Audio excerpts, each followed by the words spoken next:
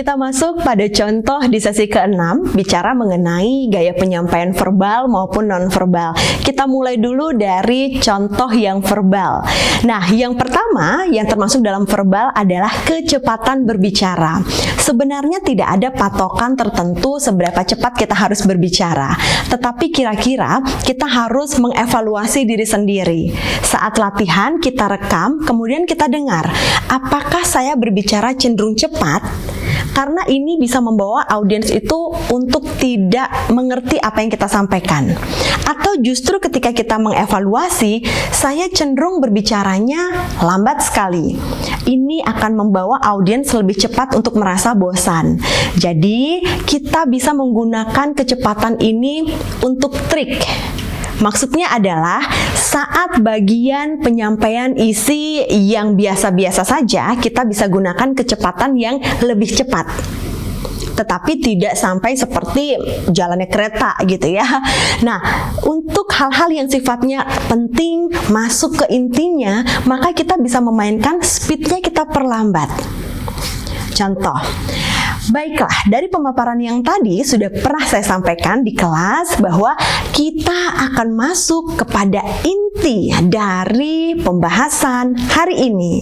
Nah, itu agak diperlambat untuk kecepatannya, sehingga audiens tahu, oh ada sesuatu yang berbeda antara yang tadi dan yang sekarang.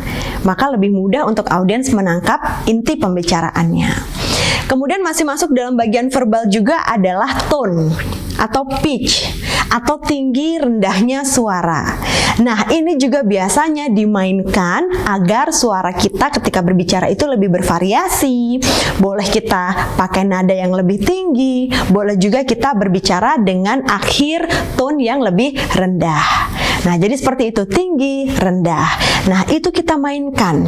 Ketika sudah melihat audiens mulai hilang perhatiannya, kita bisa mulai agak menaikkan tone. Oke, siapa di antara kalian yang sudah memahami? Nah, itu kita boleh seperti itu. Tetapi untuk bagian-bagian tertentu, nadanya kita rendahkan. Jadi dimainkan saja tinggi rendah untuk memberikan variasi agar tidak monoton. Nah, yang termasuk juga dalam elemen verbal bisa artikulasi ataupun pengucapan. Artikulasi itu adalah ketika kita mengucapkan A, I, U, E, O harus jelas. Jadi kata-kata yang kita ucapkan jelas. Contohnya adalah ketika kita mengucapkan yang kadang-kadang orang bisa dengar kok seperti kumur-kumur. Nah, itu berarti artikulasinya kurang bagus. Bagaimana supaya artikulasinya jelas? Maka latihanlah untuk membaca cepat. Jadi dalam 1 menit ada 1 artikel, kita coba untuk membaca cepat. Itu dilakukan secara berulang-ulang. Maka akan membantu artikulasi akan menjadi lebih clear, lebih jelas. Ataupun artikulasi bisa jelas ketika kita berbicara dengan membuka mulut. Jadi tidak boleh setengah-setengah supaya benar-benar vokal yang kita keluarkan A, I, U, E, O-nya jelas. Nah, yang berikutnya adalah pengucapan. Harus benar dalam pengucapan, terutama kata-kata yang paling sudah sering kita gunakan, contoh menyebutkan Februari. Tapi karena sudah sering sekali kita mengucapkan, terkadang kita bilangnya adalah, kamu lahir bulan apa? Februari. Jadi ada W di tengahnya.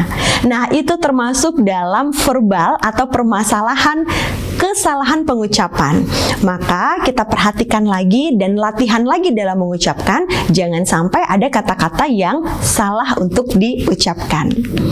Dari segi nonverbal, nah itu kita masuk kepada bagian penampilan. Khusus untuk yang perempuan dan tidak berhijab, contohnya adalah ketika kita mau mengurai rambut, pesan dari saya sebaiknya diberikan jepit di kanan kiri gitu ya, ataupun diikat rambutnya. Kenapa? Karena biasanya ketika kita nervous, rambut itu cenderung menjadi lebih mengembang. Nah, maka ini tentunya akan membuat terutama perempuan menjadi tidak pede kalau bad hair day. Maka dari itu saran saya selalu siapkan jepitan, atau lebih baik adalah dibawa ke belakang, dijepit atau diikat, itu sesuai dengan kebutuhan masing-masing. Nah, mengenai nonverbal lagi, itu kita bicara soal ekspresi. Ekspresi yang berlaku sama adalah senyum. Jadi contoh yang paling gampang dari ekspresi adalah mulailah belajar membentuk smiling face dari senyum. Kemudian yang masih termasuk dalam nonverbal adalah postur dan gestur. Saya akan memberikan contoh untuk gestur. Oke, baik, untuk gestur sendiri, contohnya adalah ketika kita bingung mau menggunakan gerakan tangan seperti apa, maka ada baiknya tidak melakukan close hand position. Jadi jangan biarkan tangan kita seperti ini, ataupun seperti gaya paduan suara. Kenapa? Karena ketika kita seperti ini awalnya, maka kita akan kembali lagi, begini lagi, menutup lagi, dan menutup lagi. Dan itu tidak terlalu enak ketika dilihat. Maka apa sih yang harus kita lakukan? Biarkan saja posisi tangan secara terbuka ada di sebelah kanan dan kiri paha. Ketika kita bingung, seperti ini saja, maka nanti tangan kita akan bergerak dengan sendirinya mengikuti apa yang kita sampaikan. Jadi untuk gestur, sebenarnya kita tidak perlu terlalu merancang. Paragraf pertama, tangan kanan naik ke atas.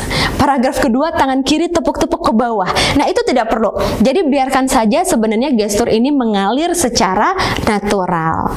Kemudian untuk movement. Movement itu adalah perpindahan. Terkadang secara tidak sadar kita melakukan perpindahan-perpindahan yang tidak diperlukan. Contoh, secara tidak sadar kita maju mundur ketika berbicara, ataupun ke kanan ke kiri. Nah, maka di sini sangat perlu evaluasi dengan cara merekam dengan video supaya kita bisa melihat, oh ternyata saya melakukan movement-movement yang tidak perlu. Supaya bisa menjadi bahan evaluasi dan nantinya tidak melakukan movement seperti itu lagi. Yang terakhir adalah postur. Nah, ketika kita berdiri di depan banyak orang ataupun dilihat dinilai oleh orang lain, postur yang paling baik adalah dengan berdiri tegak. Biasanya untuk perempuan, dada dibuka tetapi tidak terlalu membusung, dan posisi kaki adalah seperti di bawah ini. Jadi tidak rata, ada satu sisi yang di belakang, satu sisi yang di depan. Nah, posisi seperti ini yang sangat direkomendasikan untuk perempuan. Sedangkan untuk laki-laki cenderung tidak berhimpitan antara kedua kaki, tetapi dibuka selebar bahu. Maka nanti dirasakan sendiri mana posisi yang sekiranya dirasa postur yang paling nyaman untuk laki-laki.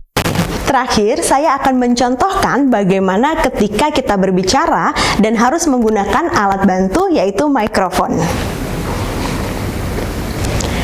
Mikrofon ini adalah alat bantu untuk memperbesar volume, tetapi bukan berarti ketika tersedia mikrofon kemudian kita menjadi berbisik-bisik. Karena ketika kita berbisik, maka yang akan diproduksi dari mikrofon ini juga suara berbisik. Jadi tetap berbicara sesuai dengan volume.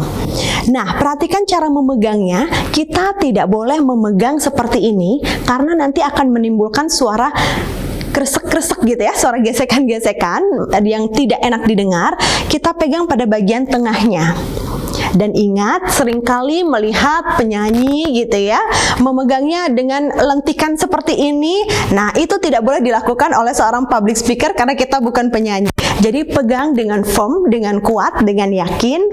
Dan posisinya jika dilihat dari samping adalah harus membentuk sudut 45 derajat. Ya. Kenapa seperti itu? Supaya raut wajah kita juga tetap terlihat. Jika kita menutup wajah dengan mikrofon, maka tidak akan terlihat. Maka yang betul adalah seperti ini. Posisinya tergantung sensitivitas dari mikrofon. Tetapi rata-rata adalah sekitar 1 genggam dari mulut kita ke mikrofon. Jadi kira-kira seperti itu. Itu adalah cara-cara untuk menggunakan mikrofon. Terima kasih untuk sesi hari ini. Semoga semua materi ini bermanfaat untuk Bapak Ibu sekalian.